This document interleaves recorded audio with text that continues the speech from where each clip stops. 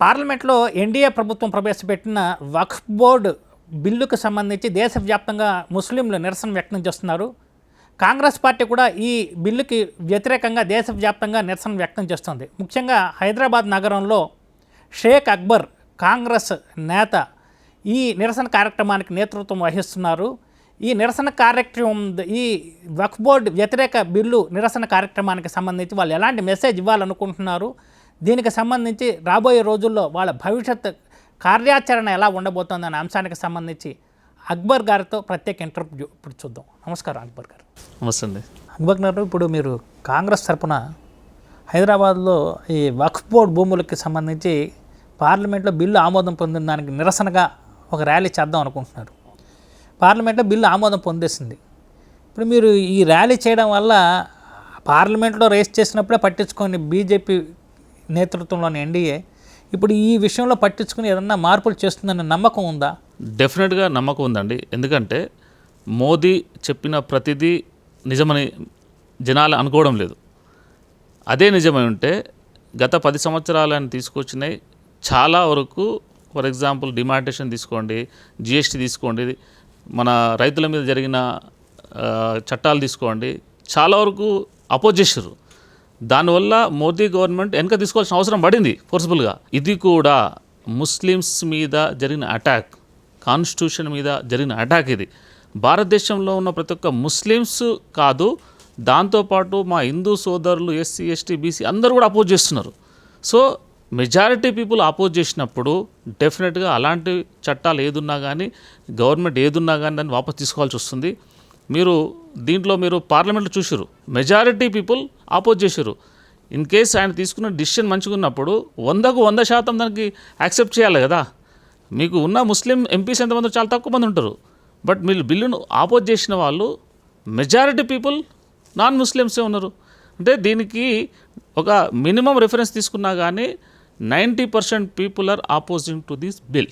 ఈ బిల్లు ఒకవేళ వాళ్ళు ఆమోదించిన దాంట్లో వెనక్కి తగ్గము అంటే మీరు ఈ నిరసనని ఒకసారి చేసేసి ఆపేయడమే కదా, దానికి మించి మీరు కంటిన్యూ చేయడానికి ఏం ఆప్షన్ లేదు కదా. ఇప్పుడు ఇది 1995లో ఒకసారి మీకు అమెండ్మెంట్ జరిగింది, అది సాఫీగా జరుగుతుంది. ఇప్పుడు 2024, 25లో మీరు యాక్ట్ తీసుకొచ్చారు. అంటే 30 సంవత్సరాల తర్వాత మళ్ళీ ఒకసారి దీన్ని అమెండ్మెంట్ చేశారు. చేయాల్సిన అవసరం ఏముంది?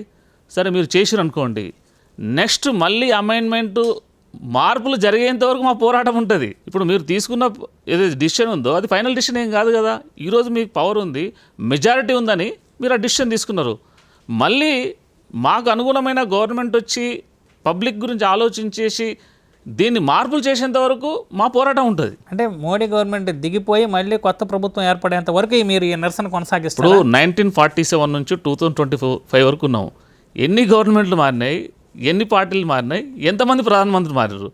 ఈ మోదీ అనేది పర్మనెంట్ కాదు, ఇంకో 100 సంవత్సరాలు మోదీ ఉండాడు కదా. వఫ్ అనేది ముస్లిం సంబంధించిన ప్రాపర్టీ. అంటే ఇది ఖాళీ ముస్లిం సంబంధించిన ప్రాపర్టీ కాదు. ముస్లిమ్స్లో ఉన్న కొంతమంది ధనికులు పేద ప్రజలను దృష్టిలో పెట్టుకొని ఇది దేవునికి అప్పచెప్పిన విరాళం, అల్లా పేరు మీద ఇచ్చిన విరాళం. ఇది ఒకసారి ఇచ్చినారంటే అది ఓన్లీ అల్లాకు మాత్రమే చెందుతుంది. అది అమ్మడానికి కానీ కొనడానికి కానీ అవకాశం లేదు. అది ముస్లిం రిలీజియన్ సంబంధించిన ఒక వఫ్ అనేది ఒక బోర్డు. అది దాంట్లో గవర్నమెంట్కి ఏం సంబంధం లేదు. ఇప్పుడు మీకు యాజ్ పర్ కాన్స్టిట్యూషన్ మీకు ప్రతి మతానికి సంబంధించిన ఏదైనా ఆర్గనైజేషన్స్ పెట్టుకోవచ్చు. వాళ్ళ మతానికి వాళ్ళ వెల్ఫేర్ గురించి ఏదైనా డెఫినెట్గా డొనేట్ చేసుకోవచ్చు. అలా ఎండోమెంట్స్ ఉన్నాయి. ఎండోమెంట్లో చాలా టెంపుల్స్ ఎండోమెంట్లో వచ్చేస్తాయి. అంటే టెంపుల్ వెల్ఫేర్ గురించి, టెంపుల్ మెయింటెనెన్స్ గురించి, దాన్ని డెవలప్ చేయడానికి ఎండోమెంట్స్ ఉన్నాయి. అవి చాలా సాఫీగా నడుస్తూనే ఉన్నాయి. Same when comes to Waqf అనేది కూడా ఒక దానం చేసిన ల్యాండ్ ప్రాపర్టీస్ ఏవైతున్నాయో వాటిని సక్రమంగా నిర్వహించుకోవడానికి ఒక బోర్డు అనేది ఉంది. అది ఆ బాధ్యత తీసుకుంటుంది. సో దానిని మీరు మొత్తానికి తీసేసి అమెండ్మెంట్ చేసేసి బీజేపీకి అనుగుణంగా, ఆర్ఎస్ఎస్కి అనుగుణంగా మీరు మార్పులు చేస్తామంటే ముస్లిమ్స్ ఎలా ఒప్పుకుంటారండి? ప్రధానంగా వాళ్ళు చెప్తున్నది ఏంటంటే ఈ బిల్లు తీసుకురావడానికి ప్రధాన కారణం ఈ వక్ఫ్ బోర్డు బిల్లుని ఏదైతే వాళ్ళు కొత్తగా తీసుకొచ్చారో, ఇప్పుడు ప్రతిదీ వక్ఫ్ బోర్డు భూమి అని చెప్పేసి వీళ్ళు క్లెయిమ్ చేసేస్తున్నారు. మిస్యూస్ అవుతుంది వక్ఫ్ బోర్డు అనేది, వాళ్ళు మిస్యూస్ చేస్తున్నారు కొంతమంది. ఫర్ ఎగ్జాంపుల్ పార్లమెంట్ భవనం ఉంది, అది కూడా వాళ్ళు వక్ఫ్ బోర్డు కిందకే చూపించేసుకుంటున్నారు అని చెప్పి పార్లమెంట్లో వాళ్ళు మాట్లాడిన విషయాన్ని కూడా చూసారు సెంట్రల్ మినిస్టర్స్. మిస్యూజ్ అవ్వడాన్ని కంట్రోల్ చేయడం తప్ప మీ దృష్టిలో? ఇప్పుడు మిస్యూజ్ అయినప్పుడు డెఫినెట్గా కంట్రోల్ చేయొచ్చు. మీదే పవర్ ఉంది కదా, 10 సంవత్సరాల నుంచి మీరే ఉన్నారు కదా, ఇక్కడ మిస్యూజ్ అయింది చూపించండి, దాన్ని రెక్టిఫై చేసుకోవచ్చు కదా. దానికి ఇంత పెద్ద అమెండ్మెంట్ చేయాల్సిన అవసరం లేదు. వక్ఫ్ బోర్డ్ అనేది ఇంటర్నల్గా డెఫినెట్గా కొన్ని ఉంటాయి, కరెక్షన్స్ ఉండొచ్చు. ఆ కరెక్షన్స్ ఈ కరెక్షన్స్ ఉన్నాయని మీరు డెఫినెట్గా చేసి పవర్ ఉంది కాబట్టి మీరు చేయొచ్చు. దానికి అమెండ్మెంట్ చేయాల్సిన అవసరం లేదు. ఎస్పెషల్గా ఏంటంటే ఇది బీజేపీ గవర్నమెంట్ ఆర్ఎస్ఎస్ కలిపి పడుతున్న కుట్ర తప్ప ఇది ఒక ముస్లిం సమాజానికో లేకపోతే ఎవరైనా ఆమ్ పబ్లిక్ ఉపయోగపడేటట్టు ఈ చట్టం లేదు. ఈ చట్టాన్ని 100% ముస్లిం సమాజంతో పాటు అందరూ కూడా దీన్ని అపోజ్ చేస్తున్నారు. ఈ బిల్లును ఇమీడియట్గా మీరు వెనకకు తీసుకుంటేనే మంచిది. వక్ఫ్ బోర్డు బిల్లులో అసలు ప్రధాన అబ్జెక్షన్ ఏంటి? వాళ్ళు 1కి 10 సార్లు మేము క్లారిఫై చేయడానికి రెడీగా ఉన్నామని చెప్తున్నారు. ఇప్పుడు అబ్జెక్షన్స్ అనేది ఆల్రెడీ ఒక 44+ అబ్జెక్షన్స్ ఏవైతున్నాయో మీరు కమిటీ ముందు పెట్టినారు. అందరు పార్టీలు కలిపి, ఆపోజిషన్ పార్టీలు అందరూ కలిపి మీకు ఈ చేంజెస్ చేయండి అని చెప్పారు. దాంట్లో ఒకటన్నా మీరు పాటించిరా? మెజారిటీ పీపుల్ చెప్పిన అడ్వైజ్ని మీరు తీసుకోలేకపోతున్నారు. మెజారిటీ పార్లమెంటరీన్స్ చెప్పిన అబ్జెక్షన్స్ మీరు తీసుకున్నప్పుడు దానికి మీకు వ్యాలిడిటీ ఏముంటుంది? జేపీసీని పెట్టిర్రు. జేపీసీలో ఎవరున్నారండి? మెజారిటీ బీజేపీ వాళ్ళు ఉన్నారు. వాళ్ళు చెప్పిందే మీరు ఫాలో అవుతున్నారు తప్ప ఎవరైతే అపోజిషన్ పార్టీ నుంచి అలా పార్టిసిపేట్ చేసిన వాళ్ళు ఈ అబ్జెక్షనబుల్ ఉన్నాయి, దీన్ని మీరు చేంజ్ చేయండి అన్నప్పుడు దాంట్లో ఒకటన్నా చేంజ్ చేసిరా? చేంజ్ అయినప్పుడు దానికి వ్యాలిడిటీ ఏముంటుంది? మీకు మెజారిటీ ఉంది పార్లమెంట్లో కాబట్టి బిల్ పాస్ చేసేసారు. అలా మీరు బిల్ పాస్ చేయగానే 100% యాక్సెప్ట్ చేసినట్టు అవుతుందా? ఈరోజు మీకు మెజారిటీ ఉంది, రేపు ఉండకపోవచ్చు. మీరు గత రెండు ఎలక్షన్లో తీసుకున్నప్పుడు అంతకుముందు 300-300+ వచ్చినాయి. లాస్ట్ ఎలక్షన్లో 300 లోపు వచ్చేసినాయి. నెక్స్ట్ ఎలక్షన్ మొత్తం పోవచ్చు. అప్పుడు ఈ బిల్ అని ఉంటుందా? ఉండదు. మీరు చెప్పారు చాలామంది అమెండ్మెంట్స్ చెప్పారు అని చెప్పి. ఎక్కడ మీకు ఈ బిల్లులో మీరు మాకు సెక్యూరిటీ లేదని ముస్లిమ్స్ ఫీల్ అయ్యే అంశాలు ఏమున్నాయి దీంట్లో? చాలా ఉన్నాయి, బట్ మేజర్గా మీకు కొన్ని చెప్తాను నేను. దాంట్లో ఫర్ ఎగ్జాంపుల్ ముస్లిమ్స్ సంబంధించిన ఈ వక్ఫ్ బోర్డు అవుతుందో దీంట్లో ముస్లిమ్స్ మాత్రమే ఉండాలి ఫస్ట్. ఎందుకంటే ఇలాంటి community, for example Hindu community సంబంధించిన ఎండోమెంట్కి సంబంధించిన వాళ్ళు హిందూసే ఉండాలి, సిక్ సంబంధించిన దాంట్లో సిక్సే ఉండాలి, జైన్స్ సంబంధించిన వాళ్ళు జైన్స్ ఉండాలి, క్రిస్టియన్స్ సంబంధించిన వాళ్ళు క్రిస్టియన్స్ ఉండాలి. ఎందుకంటే the welfare of that particular community, welfare of that particular society.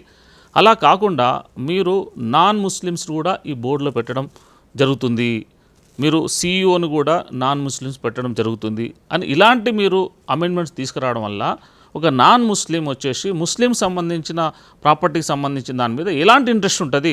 ఎందుకు ఉంటుంది? ఉండదు. అది ఒక ప్రధానమైన అంశాల్లో ఒక అంశం. మీరు సర్వే చేయాలన్నప్పుడు సర్వే కమిషన్ ఉంటుంది. వక్ఫ్ బోర్డుకు సంబంధించిన సర్వే కమిషన్ ఏది ఉంటుందో ఎక్కడ భూములు ఉన్నాయి, ఏ రికార్డ్స్ ఉన్నాయని ఒక క్లారిటీ ఉంటుంది. దీన్ని కాకుండా మీరు థర్డ్ పార్టీకి అప్పచెప్పడం కూడా అదొక అబ్జెక్షనబుల్. అంటే ఒక కలెక్టర్కి అప్పచెప్దాం అనుకుంటున్నారు వాళ్ళు. ఒక కలెక్టర్ అప్పచెప్తామని అనుకుంటున్నారు. లీగల్ ప్రాపర్టీ సంబంధించి డెఫినెట్గా రెవెన్యూ సంబంధించిన వాళ్ళు ఉంటారు, వాళ్ళు చేసుకోవచ్చు. గవర్నమెంట్ ల్యాండ్నే 1000 ఎకరాలు 1,00,000 ఎకరాలు కబ్జాలు అవుతుంటే అక్కడ ఉన్న రెవెన్యూ డిపార్ట్మెంట్ వాళ్ళు కాపాడనప్పుడు ఈ ముస్లిం సంబంధించిన దాన్ని ఒక కలెక్టర్ వచ్చి ఏం కాపాడగలుగుతాడు? మీరు చెప్పండి. దీనికి సంబంధించిన అవగాహన ఉన్న ముస్లిం పెద్దలు ఉన్నప్పుడు వాళ్ళకు అవకాశం ఉంటుంది, దీన్ని ప్రొటెక్ట్ చేయడానికి ఒక ఇంట్రెస్ట్ ఉంటుంది. కాబట్టి ఇక్కడ తప్పిదం జరగదు, అక్కడ తప్పిదాలు జరగడానికి అవకాశం ఉంది. ఎందుకంటే గత 30-40 సంవత్సరాలు తీసుకున్నప్పుడు ఎన్నో ఇలాంటి కబ్జాలు జరిగినాయి, ఇలాంటి అవంతరాలు చాలా జరిగినాయి గవర్నమెంట్ తరఫు నుంచి కూడా. అది ఓన్లీ ముస్లిం సంబంధించిన కమ్యూనిటీ పర్సనాలిటీ ఉన్నప్పుడు మాత్రమే దీనికి సరైన న్యాయం జరుగుతుందని మేము అనుకుంటున్నాం. అంటే వక్ఫ్ బోర్డులో ఎలాంటి తప్పులే జరగట్లేదని మీరు అనుకుంటున్నారా? అంటే వక్ఫ్ బోర్డు భూములను ఎవరు కబ్జా చేసి దాన్ని వాళ్ళు మిస్యూజ్ చేసుకుని మీరు ఇస్తున్నది ఒక పర్పస్ కోసం ఇస్తున్నారని చెప్పారు ముస్లిం పెద్దలు, కానీ దాన్ని కొంతమంది కబ్జా చేసేసుకుని దాన్ని అమ్మేసిన సందర్భాలు ఉన్నాయా లేదా? చాలా ఉన్నాయి. మంచి క్వశ్చన్ అడిగారు. చాలా ఉన్నాయి. ఆల్మోస్ట్ 70% కబ్జా అయిపోయింది. ఇప్పుడు ఉన్న ల్యాండ్స్ చాలా తక్కువ ల్యాండ్స్ ఉన్నాయి. దీనికి ఒక చట్టం అంటే దీనికి ఏ విధంగా రెక్టిఫై చేస్తాము? ఫర్ ఎగ్జాంపుల్ మోదీ గవర్నమెంట్కి, బీజేపీ గవర్నమెంట్కి ముస్లిమ్స్ గురించి ఏమైనా చేయాలనుకున్నప్పుడు ఎన్ని సంవత్సరాల్లో ఇంత ల్యాండ్ కబ్జా అయింది, ఇది వక్ఫ్ సంబంధించింది, దీన్ని మీకు ఇస్తున్నాము, మీ పేద ప్రజలకు మేము ఇది కబ్జాకోరుల నుంచి విడిపించేసి పేద ప్రజలకు మేము అప్పచెప్తున్నామని అలాంటిది ఏమైనా తీసుకొని రావాలి. కానీ అలా చేయడంలో భాగమే ఇది అంటున్నారు వాళ్ళు. అలా చేయడంలో బాగా కాదు, ఉన్నదాన్ని దోసుకోవడంలో భాగం ఇది. ఉన్నదే 30%. ఇప్పుడు ఆ ఉన్న 30% ఎలా లాక్కోవాలి అని బీజేపీ చూస్తుంది.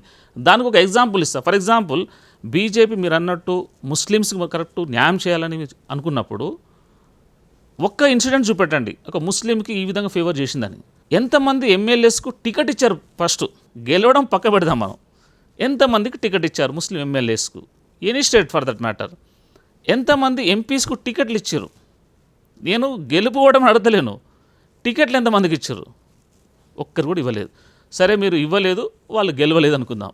ఇంకా మీ నియత్ బాగుంది, చలో ముస్లిమ్స్ బీజేపీ నుంచి గెలవరు, కానీ మా దగ్గర ఒక అవకాశం ఉంది, నామినేట్ పోస్ట్ ఇస్తాం. ఎంతమంది ఎమ్మెల్సీస్గా ఇచ్చారు చెప్పండి? రాజ్యసభ మెంబర్స్, అది మీ చేతిలో పనే కదా. మీకు ఇంతమంది ఎమ్మెల్యేస్ ఎలక్ట్ అయి ఉన్నప్పుడు నామినేట్ పోస్టులు అనేది మీరు ఇవ్వచ్చు. ఎమ్మెల్యే కోట నుంచి నామినేట్ పోస్టులు ఇవ్వచ్చు, ఎంపీ కోట నుంచి మీరు నామినేట్ పోస్టులు ఇవ్వచ్చు. ఎంతమంది ముస్లిమ్స్కి మీరు నామినేట్ పోస్ట్ ఇచ్చారు? ఎంతమంది మినిస్టర్ మీ దాంట్లో ఉన్నారు? ఒక్క మినిస్టర్ చూపించండి. ఇంతకుముందు ఆయన ముఖ్తార్ అబ్బాస్ అనేది ఉన్నాడు, ఆయన ఇప్పుడు ఉన్నాడా? ఇంకోరు ఉన్నారా? అంటే మీ ఎంటైర్ ఇండియాలో ఒక ఎమ్మెల్యే లేడు, ఒక ఎంపీ లేడు, ఒక రాజ్యసభ లేడు, ఒక ఎమ్మెల్సీ లేడు. అలాంటి బీజేపీ ముస్లిమ్స్కి ఏదో మేము ఘనకార్యం చేస్తాము, ముస్లింకి ఎంపవర్మెంట్ చేస్తాము, ముస్లింని బాగుపరుస్తామంటే ఎవరు నమ్ముతారు చెప్పండి? నా ప్లేస్లో మీరుంటే నమ్ముతారా? నమ్మరు. ముందు మీరు ఇవి చేయండి, నేను ఇది చేసిన ముస్లిమ్స్కి, ఇది చేసిన తర్వాత ఇది కూడా చేస్తున్నా అంటే పబ్లిక్ నమ్మడానికి అవకాశం ఉంది. సో మోస్ట్ ఇంపార్టెంట్ ఇక్కడ దగ్గరికి తీసుకుందాం అనుకుంటున్నా, కానీ ముస్లిమ్సే రావట్లేదు అనేది వాళ్ళ వాదన. అరే, మీరు దగ్గర తీసుకోవాలనుకున్నప్పుడు ఒక పద్ధతి ఉంటుంది, ఆ పద్ధతి ప్రకారం వెళ్తే డెఫినెట్గా వస్తుంది. మీరు ఫర్ ఎగ్జాంపుల్ ఇది దగ్గర తీసుకున్న పద్ధత. ఫర్ ఎగ్జాంపుల్ మీరు ఏమంటున్నారు, మీకు ఒక అడ్వైజర్ లాగా మీ బోర్డుకు ఒక నాన్ ముస్లిం పెడతా, ఒక హిందువుని పెడతా అంటున్నారు. ఇప్పుడు ఆర్ఎస్ఎస్ సమస్య ఉంది, మీకు తెలుసు ముస్లిమ్స్ బీజేపీకి ఓట్లు వేస్తలేరు. నేను ఒక సొల్యూషన్ ఇస్తాను మీకు. ఆర్ఎస్ఎస్కు ముస్లిమ్స్ ఎలా దగ్గర కావాలి దానికి సంబంధించి నేను అడ్వైజ్ ఇస్తాను. నన్ను మీరు అడ్వైజర్గా పెట్టుకోగలుగుతారా? మీరు చేసేది కూడా అట్లే ఉంది. ముస్లిం సంబంధించి దాన్ని తీసుకొచ్చి నేను మా ఆర్ఎస్ఎస్ క్యాండిడేట్ని మీకు అడ్వైజర్గా పెడతాపై మీకు చాలా ఉపయోగపడుతుంది, ముస్లిం సమాజానికి బాగా ఉపయోగపడుతుంది అనే అడ్వైజ్ లాగా మీరు చేసే అడ్వైజ్ ఉంది. మీరు చెప్పండి, ఇప్పుడు ఇది ఒప్పుకుంటారా? నేను చెప్పింది ఒప్పుకుంటారా? అంటే అలాంటి ఉద్దేశం ఉందంటారా? ఇప్పుడు బీజేపీకి హిడెన్ అజెండా ఉందంటారు. 100% బీజేపీకి హిడెన్ అజెండా ఉంది. కాబట్టి స్టెప్ బై స్టెప్ వాళ్ళు ముస్లిం కమ్యూనిటీని ఎంత వీక్ చేయాలి. ఆల్రెడీ వీక్ ఉన్న కమ్యూనిటీ అది, ఇంకా నువ్వు వీక్ చేసేది ఏముంది? ఉన్న చిన్న ల్యాండ్స్ వర్క్ సంబంధించినది ఒక మంచి ఉద్దేశంతో ఇచ్చిన ల్యాండ్స్ కూడా మీరు లాక్కోవడానికి ప్రయత్నం చేసినప్పుడు మీరు ముస్లిమ్స్కి మంచి చేయాలనే ఉద్దేశము ఉందని అనుకుంటేనే ఆశాస్పదం. అది వాళ్ళు అంటున్నది ఏంటంటే, నిజంగానే వీళ్ళు మాకు హిడెన్ అజెండా ఉంది అనుకుందాం, పబ్లిక్లోకి వెళ్దాం, మేము చేసింది కరెక్టా కాదా పబ్లిక్లోకి వెళ్ళి తెలుసుకుందాం, కాంగ్రెస్ వాళ్ళని వెళ్ళమండి మేము వెళ్తాం, జనాలు ఏం చెప్తే అది విందాం అనేటట్టు వాళ్ళు అంటున్నారు. మీరేమంటారు? జనాలు మొత్తం దేశం మొత్తం మీద హెజిటేషన్ చేస్తుంటే జనాలు ఒప్పుకున్నట్టు, అది దేశం మొత్తం మీద హెజిటేషన్ చేస్తున్నట్టు ఒప్పుకున్నట్టు కదా. ముస్లిమ్స్తో పాటు హిందూస్ అన్ని సమాజంలో ఎవరైతే ఉన్నారో సమాజంలో ప్రతి ఒక్కరు దాన్ని అపోజ్ చేస్తున్నప్పుడు, పబ్లిక్ అపోజ్ చేసినప్పుడు నువ్వు ఎట్లా యాక్సెప్ట్ చేస్తున్నట్టు? అది ఇంతకుముందు త్రిపుల్ తలాక్ బిల్లో కూడా ఇలాగే గొడవ చేశారు, కానీ మాకే కదా జనాలు మళ్ళీ రూలింగ్లోకి తీసుకొచ్చారు, కాంగ్రెస్కి ఏమి ఇవ్వలేదు కదా అని చెప్పేది వాళ్ళ ఒక వాదన. ఇప్పుడు త్రిపుల్ తలాక్ వల్ల ఎంతమంది ముస్లిమ్స్కి ఉపయోగపడ్డది మీరు డేటా తీయండి. అది మోదీ గవర్నమెంట్ ఒక సెంటిమెంట్స్ని పట్టుకొని రాజకీయ లబ్ధి పొందుతుంది తప్ప ఎవ్వరికి ఎలాంటి లాభం జరగలేదు. నా హిందూ సోదరుని అడుగుతున్నాను, మీ త్రిపుల్ తలాక్ వల్ల మీకు ఎలాంటి ఉపయోగపడ్డది? మీ పిల్లలకు ఎంతమందికి ఉద్యోగాలు వచ్చినాయి? మీ పిల్లలకు ఎంతమంది చదువులో రాయితీలు వచ్చినాయి? మీ హాస్పిటల్స్కు ఎన్ని కొత్త హాస్పిటల్స్ వచ్చినాయి? ఏమైనా వచ్చినాయా? ఒక సమస్య ఒకటి, దాన్ని డైవర్ట్ చేయడానికి ముస్లింని తీసుకొచ్చి ముందర పెట్టేసి హిందూ సమాజానికి ఏదో మేము ఉద్ధరిస్తున్నాము, మేము ఉన్నాం కాబట్టి, బీజేపీ ఉంది కాబట్టి హిందూస్ బతుకున్నారు, అసలు బీజేపీ లేకపోతే హిందూస్ లేరు అనేటట్టు బీజేపీ చేస్తున్న కుట్ర ఇది 100% ప్రతి హిందూకు మోసం చేస్తుంది. మెజారిటీని మోసం చేస్తూ ఎలక్షన్స్లో లాభ పొందుతూ బీజేపీ పార్టీకి ఉపయోగపడుతుంది తప్ప సామాన్య హిందూకి ఎవరికి ఉపయోగపడట్లేదు. ఇది అందరూ రియలైజ్ కావాలి. బీజేపీ హిందూ సమాజం వాళ్ళ డెవలప్మెంట్ అడగకుండా, వాళ్ళ ఎంప్లాయ్మెంట్ అడగకుండా, వాళ్ళ గ్రోత్ని అడగకుండా ఒక సమస్యను తీసుకొచ్చి అవసరం లేని మత సమస్యను తీసుకొచ్చి ముందర పెట్టేసేసి దాన్ని చూపెట్టుకుంటూ డెవలప్మెంట్ని అసలు ఏం చేయకుండా క్వశ్చన్ చేయకుండా చేస్తుంది. ఇప్పుడు పార్లమెంట్లో మీతో పాటు ఎంఐఎం కూడా ఇష్యూని రేస్ చేసింది. ఎంఐఎం అనేది హైదరాబాద్ వరకు చూసామంటే మనం అది ఒక ప్రధానమైన ఒక ముస్లిం కమ్యూనిటీకి వాళ్ళే ఒక మొత్తం పేటెంట్ తీసుకున్నట్టు వాళ్ళు క్లెయిమ్ చేసుకుంటూ ఉంటారు. వాళ్ళు ఆ ఇష్యూని రేస్ చేసిన తర్వాత కాంగ్రెస్ పార్టీకి ఇక్కడ ఏంటి వ్యాక్యూమ్ లేదు కదా, మళ్ళీ మీరు ఆ విషయాన్ని తీసుకుని వెళ్తే జనాల్లో ఎవరికి ఎక్కువ ప్రయారిటీ ఇస్తారని మీరు అనుకుంటున్నారు? ఇప్పుడు కాంగ్రెస్ పార్టీ అనేది ఒక సముద్రం లాంటిది, గుర్తుపెట్టుకోండి. దేశాల్లో మెజారిటీ టైమ్స్ ప్రధానమంత్రులు ఉన్నది కాంగ్రెస్ పార్టీ. ఒక చిన్న పార్టీ, ఒక్క ఎంపీ ఉన్న పార్టీ దేశం మొత్తం మీద ఇన్ఫ్లుయెన్స్ చేయగలుగుతా? చేయలేదు. అది ఒక సముద్రంలో చిన్న పిల్ల కాలువ లాంటిది. సో ఒక ఎంపీతో జరిగింది. ఫర్ ఎగ్జాంపుల్ నిన్న ఆపోజ్ చేసిన దాంట్లో ఎంతమంది ఉన్నారు? ఎంఐఎం ఒకటే కదా, మిగతా మొత్తం 200 చిల్లర మందిలో మొత్తం నాన్ ముస్లిమ్స్ ఎక్కువ మంది ఉన్నారు కదా. అది కాంగ్రెస్ పార్టీ నుంచి, కాంగ్రెస్ పార్టీ అలయన్స్ నుంచి ఉన్నారు కదా. అంటే ఒక ఇష్యూని యాక్సెప్ట్ చేయాలన్నా రిజెక్ట్ చేయాలన్నా కానీ మెజారిటీ సపోర్ట్ అవసరము. కాంగ్రెస్ అనేది ఒక మెజారిటీ, కాంగ్రెస్ అనేది ఒక సముద్రం లాంటిది. దీన్ని ఎవరైనా రిఫరెన్స్గా తీసుకోవడం తప్ప, దీంట్లో ఒక భాగం కావడం తప్ప, దాన్ని డామినేట్ చేయడము, దానికి ఏదో చేస్తేనే ఒక అంటే అనుకోవడం కూడా వేస్ట్. దాన్ని సో ముస్లిం సమాజం అంతా కూడా కాంగ్రెస్ పార్టీ వైపు ఉంది, 100% ఉంటుంది. కాంగ్రెస్ పార్టీ మాత్రమే ముస్లిం సమాజానికి 100% అండగా ఉంటూ సపోర్ట్ చేసే పార్టీని 100% బిలీవ్ చేస్తాను నేను. ఇప్పుడు ఈ వక్ఫ్ బోర్డు బిల్లు ఏదైతే వీళ్ళు పార్లమెంట్లో ఆమోదించారో దానికి వ్యతిరేకంగా సుప్రీంకోర్టుకు వెళ్తామని చెప్పి మీ కాంగ్రెస్ లీడర్షిప్ చెప్తోంది. సుప్రీంకోర్టులో మీకు న్యాయం జరుగుతుందని నమ్మకం ఉందా? న్యాయస్థానం మీద మాకు నమ్మకం ఉందండి. ఇప్పుడు పార్టీలు వేరు, ప్రభుత్వాలు వేరు. న్యాయస్థానం అనేది డెఫినెట్గా నెక్స్ట్ ఉన్న ఆప్షన్స్ న్యాయస్థానమే. ఇక్కడ వీళ్ళకి మెజారిటీ ఉంది కాబట్టి ఇక్కడ బిల్లు అనేది యాక్సెప్ట్ చేయించుకున్నారు. బట్ సుప్రీంకోర్టులో డెఫినెట్గా ఏది మంచి ఏది చెడు అనేది డెఫినెట్గా సుప్రీంకోర్టు అనేది final authority. Definitely will accept. దానితో పాటు ప్రతి ఒక్కరికి డాక్టర్ బిఆర్ అంబేద్కర్ గారు రాజ్యాంగాన్ని రచించి ప్రతి మనిషికి, భారతీయ పౌరుడికి, ప్రతి ఇండియన్స్కి ఇచ్చిన పెద్ద ఆయుధం అది. యాజ్ పర్ కాన్స్టిట్యూషన్ ప్రకారము మాకున్న రైట్ ప్రొటెస్ట్ చేసేది. దాని ప్రొటెస్ట్ ఈరోజు మొదలైన ప్రొటెస్ట్ ఆ బిల్లు చేంజ్ అయినంత వరకు నడిస్తూనే ఉంటుంది. అది రాజ్యాంగం మాకు కల్పించిన హక్కు. దాన్ని 100% వాడుకుంటాం. ఇప్పుడు అమిత్ షా ఏమని చెప్తున్నారు? వీళ్ళకి అనవసరమైన అపోహలు వస్తున్నాయి, నేను అష్యూరెన్స్ ఇస్తున్నా, మా మోడీ అష్యూరెన్స్ ఇస్తున్నారు. ముస్లింలు దాంట్లో బోర్డులో ఎలాంటి వక్ఫ్ బోర్డులో ఎలాంటి చేంజెస్ ఉండవు, ముస్లిమ్సే ఉంటారు. కొన్ని వాళ్ళకి సంబంధించిన తప్పులు జరగకుండా ఉండడానికి కావాల్సిన వ్యవస్థను మేము ఏర్పాటు చేస్తామంటే వాళ్ళు ఎందుకు భయపడుతున్నారు తప్పులు సరి చేయడాలంటే? దొంగ అన్నట్టు ఉంది దీంట్లో.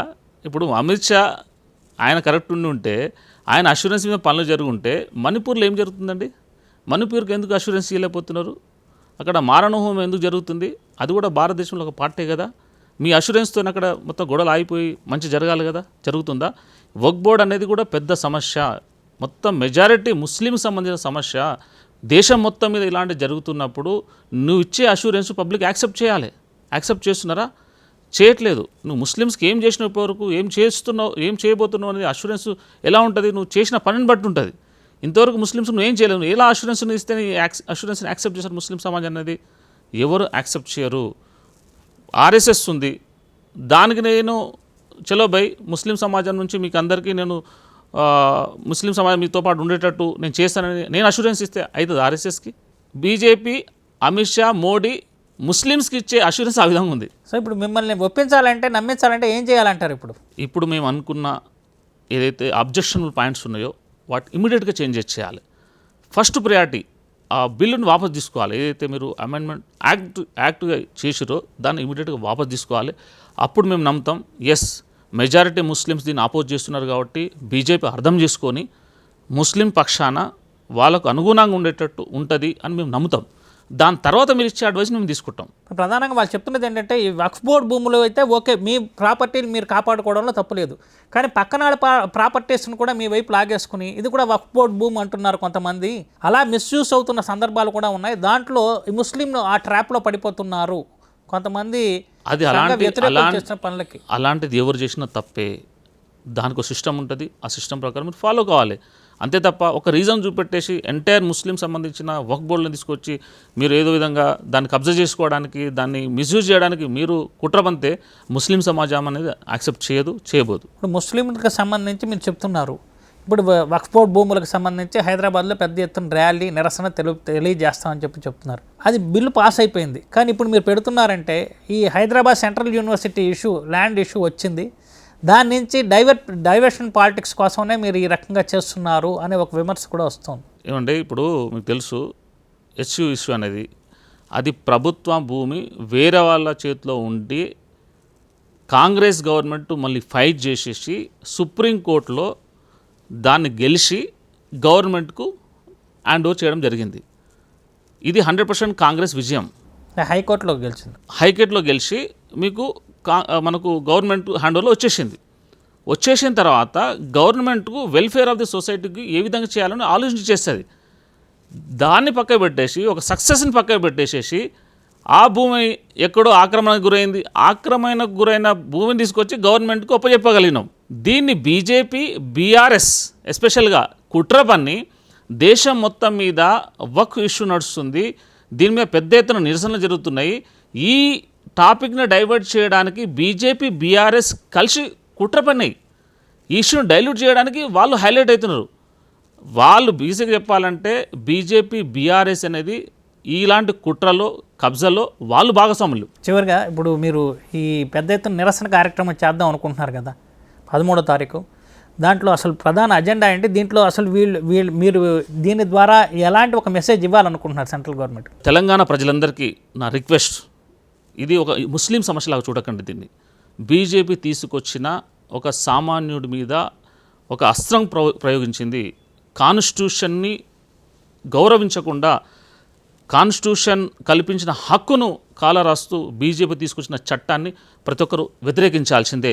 దాంట్లో భాగంగా ముస్లిం కమ్యూనిటీస్ నుంచి మేము ఎస్సీలు, ఎస్టీలు, బీసీలు అందరూ కలిపి రేపు ట్యాంక్ బండ్ కాడికి వెళ్ళి మా పెద్ద నిరసన తెలుపుతున్నాము. ప్రతి ఒక్కరికి మా అప్పీల్, దీన్ని ఒక మతానికి సంబంధించిన ప్రాబ్లమో, ఒక కమ్యూనిటీకి సంబంధించిన ప్రాబ్లం అని మీరు ఆలోచించకండి. ప్రోగ్రామ్ ఏంటంటే పేరేంటి? వక్ఫ్ బచావ్ మార్చ్. మోదీ తీసుకొచ్చిన నల్ల చట్టాలు ఏవైతున్నాయో దాంట్లో భాగంగా వక్ఫ్ కూడా అమెండ్మెంట్ చేసి దాన్ని యాక్ట్ చేయడం జరిగింది. దీన్ని నిరసన తెలుపుతూ దీనికి అగనెస్ట్గా ట్యాంక్ బండ్ పైన రేపు 3 గంటల నుంచి 3 o'clock to 7 o'clock పెద్ద ఎత్తున స్టేట్ లెవెల్లో అన్ని కమ్యూనిటీస్ వస్తున్నాయి. పెద్ద ఎత్తున నిరసన గళాలు తెలుపుతున్నాయి. మీరందరూ దీన్ని పార్టిసిపేట్ చేయండి. ఈ వక్ఫ్ బచావ్ మార్చ్ని చీఫ్ గెస్ట్గా ఇమ్రాన్ మసూద్ గారు, మా ఎంపీ ఇమ్రాన్ మసూద్ గారు ఢిల్లీ నుంచి రావడం జరుగుతుంది, పార్టిసిపేట్ చేయడం జరుగుతుంది. దాంతోపాటు కాంగ్రెస్ పార్టీ నుంచి ఉన్న అందరు సీనియర్ లీడర్స్, మన పీసీసీ ప్రెసిడెంట్ మహేష్ కుమార్ గారు, మా కాంగ్రెస్ లీడర్స్ అందరూ కూడా, చైర్మన్స్ అందరూ కూడా దీంట్లో పార్టిసిపేట్ చేస్తున్నారు. వాటితో పాటు దళిత సంఘాలు, ఎస్సీ సంఘాలు, ఎస్టీ సంఘాలు, ఓబీసీ సంఘాలు, ఎన్జిఓస్ అందరూ దీంట్లో పార్టిసిపేట్ చేస్తున్నారు. కాబట్టి ప్రజలందరినీ మేము రిక్వెస్ట్ చేస్తున్నాము, రేపు జరగబోయే ఈ పెద్ద కార్యక్రమాన్ని మీరందరూ ఘన విజయం చేయండి, సక్సెస్ చేయండి. డెఫినెట్గా ప్రజాస్వామ్యంలో ప్రతి ఒక్కరికి పోరాడే హక్కు ఉంటుంది. ఎలాంటి అంటే ఇబ్బందికరంగా ఉండే ఎలాంటి చట్టాలు తీసుకొచ్చినా కానీ దాని మీద పోరాడే అధికారము ప్రతి మానవుడికి, ప్రతి భారతీయుడికి ఉంది. ఆ విధంగా మనం పోరాడుతున్నాం. Okay, thank you very much. ఇది అక్బర్ గారి వాదన. చూస్తున్నాం రాజ్ న్యూస్.